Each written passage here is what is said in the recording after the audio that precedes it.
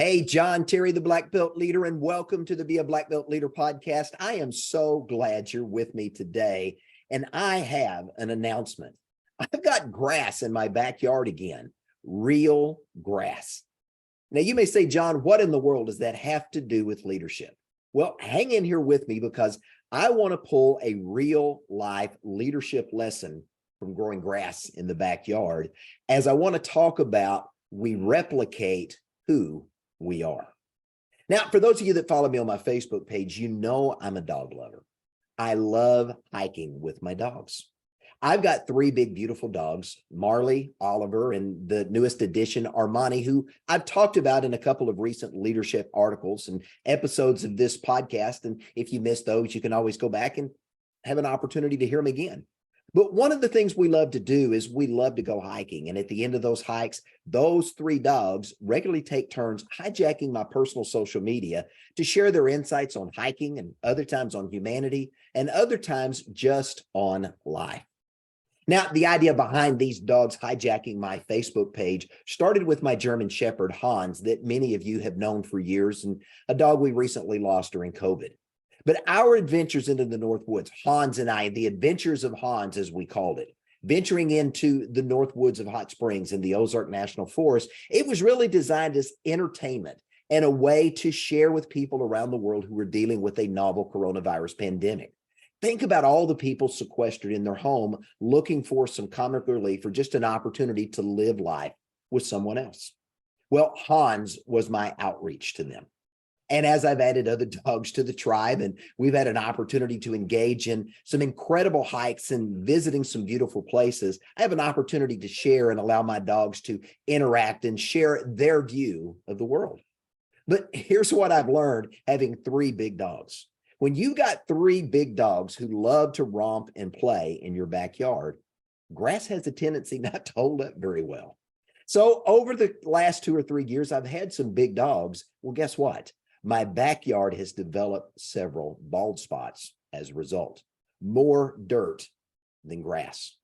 Well, earlier this spring, I overseeded my lawn with spring ryegrass, and lo and behold, I've got grass growing in the backyard where once was dirt. The dogs aren't tracking near as much dirt in the house, and my wife is a whole lot happier.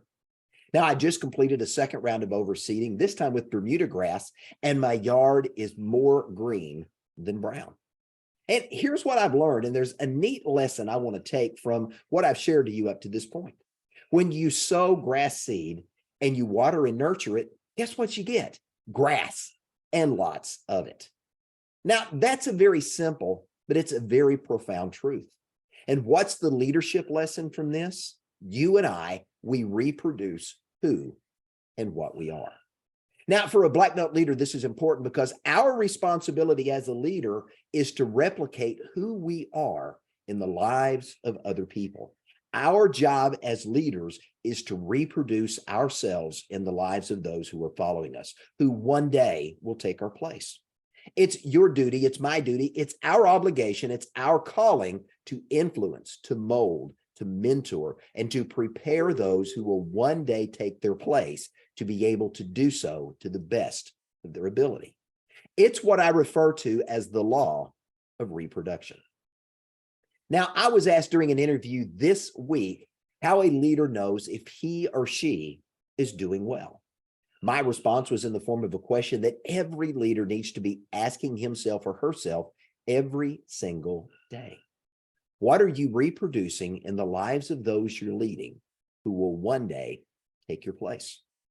Now, think about the importance of that question and the fact that you as a Black Belt leader need to be asking this of yourself, having that very candid man in the mirror, woman in the mirror, woman with yourself, and asking this conversation. What are you reproducing in the lives of those you're leading who will one day take your place? Remember, we reproduce who and what we are. Now, when we understand this and we embrace it, this is going to alter how we lead ourselves and those around us. And yes, it places an even more significant obligation on you and I to daily strive to become a better version of ourselves than we were the day before. Now, why is this important? Because others are watching. Those who are following are looking to us as the example that they will one day mirror and emulate at some level in their own lives. Those we are leading who will one day take our place are going to emulate, they're going to model what we model and live out before them. They're going to pick up on our mannerisms. They're going to adopt our beliefs. They're going to embrace their pattern of living around the example that we live out before them. We are, in essence, cloning ourselves as leaders in and through the lives of those we are leading. Now, did you hear what I said? You and I, as black belt leaders, we are cloning ourselves in and through the lives of those we are leading. You and I, we represent who and what we are. Now, let me speak for just a moment to parents, because what I just shared should be a wake-up call for parents who are raising young children and even teenagers or young adults still in the home. You and I, as parents, if we still have children at home, are their real life living example of what they're going to have an opportunity to become in the future. Their first experience with leadership, with influence, with character, with values, and culture come from you and I as parents. Now, every child hungers to be led and to be led well. So as parents, we need to be sensitive to who is modeling, shaping, and influencing who our children will ultimately one day become in the future. This requires those of us who are still parents to be intentional and purposeful regarding who is leading those who will one day take our place in our home and in the society in which we live. It requires that we ask important questions like this: whose character values, whose beliefs are they going to learn from? Whose character values and beliefs are they going to discover and embrace as their own? Is it ours or is it someone else's? Our children's success or the lack thereof in large part is going to be based how well we as parents do in leading ourselves, in making good choices and teaching the little ones in our care to do the same. And it also means we're reminding those not so little ones about the importance of choices and consequences, about making good choices, leading ourselves well, and teaching other people to do the same. Or you can do what a number of parents are doing today and simply turn their kids over to social media and allow the influencers that are there to shape our children's view of the world, their belief of right and wrong, and the causes they're going to champion now or in the future.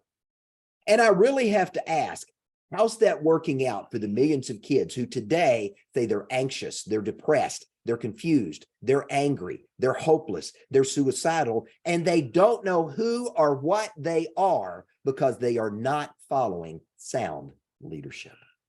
Now, this example of understanding that we replicate and reproduce who and what we are, it's not just a message to parents, school teachers, coaches, mentors, clergy, business owners, government officials, any of us that find ourselves in a leadership position. And don't forget, we are all leading someone somewhere right now, even if the only person we're currently leading is ourselves. Let us not forget that those we are leading as teachers, coaches, mentors, clergy, business owners, government officials, neighbors, friends, people working together in small groups, whatever it may be, those we are leading and influencing are going to be reproducing what they are learning from us as they become leaders in their own right. They're going to take our leadership, our influence, and they are going to reproduce that in who they are and who they're becoming. Now, what does that look like? And are we proud of the images that we're replicating in the lives of others? That's another important question we need to make sure that we're asking of ourselves. Those we're leading, those we're influencing, those we are reproducing as leaders in our image, we have to ask that important question. What does that look like? And are we proud of the images that we are replicating in the lives of those who are following? Remember, you and I, we reproduce who and what we are. We reproduce after our own kind. Science 101. Grass can't reproduce weeds any more than an apple tree can reproduce oranges. The quality of our leadership is going to be seen in the fruit of our labor. The men and women that we are mentoring, coaching, influencing, molding, and training to become leaders themselves. Now, Napoleon Hill touches on this concept in his epic work, The Laws of Success. What I refer to as the law of reproduction, Napoleon Hill referred to as the law of increasing returns. It's reproduction 101, going back to basic science. You plant a seed of wheat in the ground, and what does it reproduce? More wheat. It reproduces after its kind and in abundance. Think about this. From a single apple seed comes a tree that reproduces apples year after year. Now, the same is true of leadership. Throughout our lives, you and I, we're going to interact with men and women who are going to follow us. Some for a few days, some for a few weeks, some for a few months, and some for a few years. Other people are going to follow us longer. But regardless of the season of time, they are engaged with us and they're following us. That is our opportunity and our responsibility to sow and to nurture and to cultivate the seeds of leadership within them so their lives can become a part of our harvest in the future. Understand that these individuals who will one day take our place are going to reproduce this very same process in future generations that they one day are going to be leading. They are going to be sowing the seeds of leadership. Is it good or is it bad? It depends upon the model they've learned and embrace and choose to take forward as they become leaders in their own right. So we want to sow the seeds of leadership. We want to nurture and cultivate that seed through coaching, through mentoring, through training, and to encouraging those individuals to rise to their full potential as black belt leaders in life. We are the sowers of the seeds of leadership. Hear me when I say this. You and I, we are the sowers of the seeds of leadership that will germinate and grow in the generations to follow, bringing forth a perpetual harvest of values-based, character-driven, servant leaders who see people as valuable and seek to add value to them at every opportunity. That happens when we model that before others.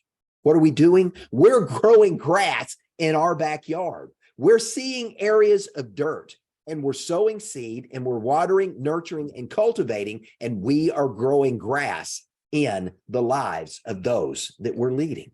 We are reproducing who and what we are. Remember what I said a few minutes ago. Everything reproduces after its kind. Science 101. You and I, we are leading, and those that are following have the opportunity to become the fruit of the seeds of leadership that we've sown in their lives. So that begs the question, what are you currently reproducing in the lives of those you're leading? As a result of your leadership and you speaking and modeling leadership before them, who are they becoming? With that, a sobering realization for you and I. We have to be leading ourselves well.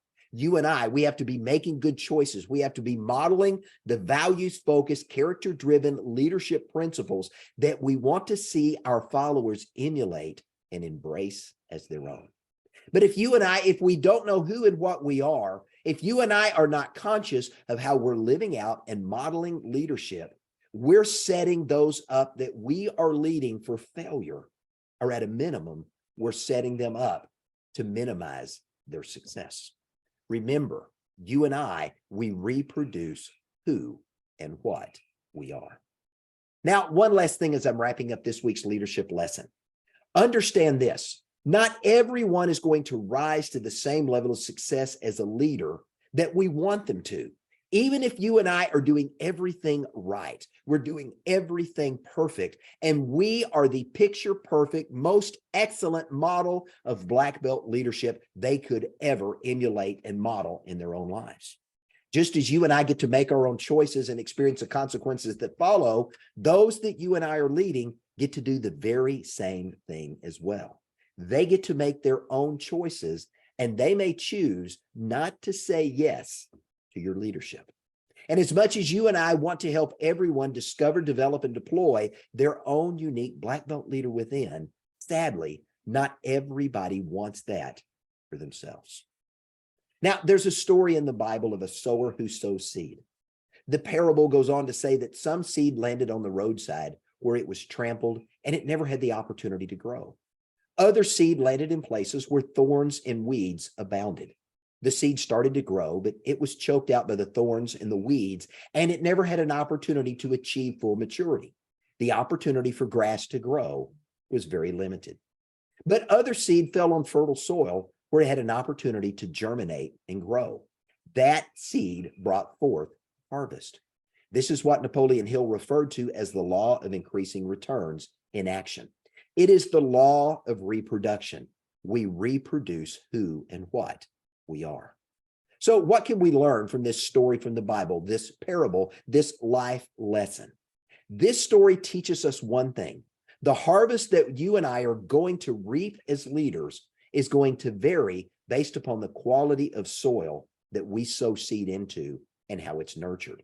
The quality of the individuals that we sow leadership into are going to dictate the harvest that you and I experience in the future. In some areas, remember the story, there was no harvest because it was not a good area for seed. In other areas, the results were limited because, again, not the best area to sow seed. But in the fertile soil, in the lives of men and women who are open to learning, to growing, and to becoming a better version of themselves, that harvest, that seed that was sown brought forth a harvest, according to this story, that was 30 times what was sown. And in the most fertile areas where the seed fell, the harvest was 60 to 100 times what was sown into the ground. Now, if we look back historically at the application of that, thousands of people followed Jesus according to the stories that we read of him in the Bible in the 1st century AD. Now, of those thousands, Jesus chose 12 to be in his inner circle. He was selective and he was intentional about who he was going to invite into this inner circle, those individuals that he would personally mentor and train and prepare to one day take his place. And of those 12, he handpicked 3 who became part of his elite inner circle. And with those, he spent even more quality time preparing them to lead this ragtag group of 12.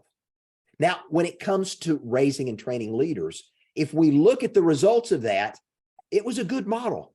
Those 12 disciples, those 12 followers of a black belt master at his chosen art, profession, or trade, those 12 became 120. That 120, as you go on and read through the Bible, became 3,000. Today, some 2.2 billion people claim Christianity as their faith. This law of increasing returns, reproducing who and what we are, worked for Jesus in the Bible. And it didn't just work for Jesus. Other of the major faiths in the world, Buddhism, Judaism, and Islam, to name 3, all followed a similar model. Their impact and their results were very similar. They experienced the law of increasing returns. They experienced the law of reproduction. And this is an interesting leadership model to study and to learn from. So this begs the question, who's in your inner circle? Who have you handpicked to pour your life into that you believe have the potential to become the black belt leaders that will one day take your place? And of those in your inner circle, who do you choose to be in that elite inner circle? Those individuals that you will hand the baton to, who will one day take your role as the black belt Soki, the leader of your tribe, and will perpetuate what you have taught them on to future generations. And then, of course, you've got to ask yourself this important question. And again, it's a man in the mirror, moment in the mirror, opportunity to have a reflective moment with yourself. That question is this: what are you doing daily to prepare yourself so you can prepare those you're leading, those in your inner circle and in your elite inner circle, preparing them to one day take your place and to perpetuate your legacy to future generations of black belt leaders they are going to raise up when you're gone. Remember, you and I, we reproduce who and what we are. Everything reproduces after its own kind. Your followers are the fruit of the seeds of leadership that you are sowing in their lives.